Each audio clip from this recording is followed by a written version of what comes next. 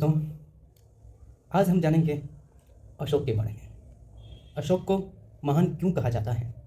Why is Ashoka called the great?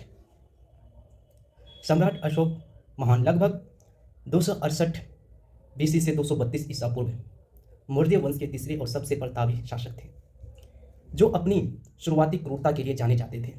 लेकिन कलिंग युद्ध के बाद हृदय परिवर्तन हुआ।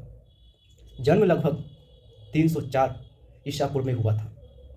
ये बिंदुसार के पुत्र और चंद्रगुप्त मौर्य के पुत्र यानी पोते थे। भाइयों के साथ गिरह युद्ध किया सिंहासन के लिए, और वे बाद में 272 ईसा पूर्व में मगध का शासक बने। सम्राट अशोक को महान इसलिए कहा जाता है क्योंकि कलिंग युद्ध के बाद उन्होंने हिंसा त्याग कर धर्म की नीति अपनाई।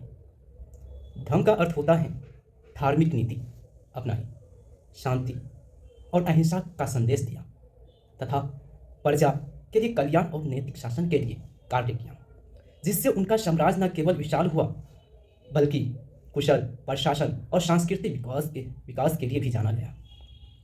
उन्होंने शिलालेखों के माध्यम से अपनी नीति का प्रचार प्रसार किया और बौद्ध धर्म के प्रसार प्रचार में महत्वपूर्ण भूमिका निभाई, जो उन्हें विश्व का महानतम शासकों में से एक बनाता है। अशोक ने सम्राटों का सम्राट की उपाधि धारण किया और कुशल प्रशासन के कारण उन्हें चक्रवर्ती सम्राट कहा गया, जिसका अर्थ होता है सम्राटों का सम्राट होता है।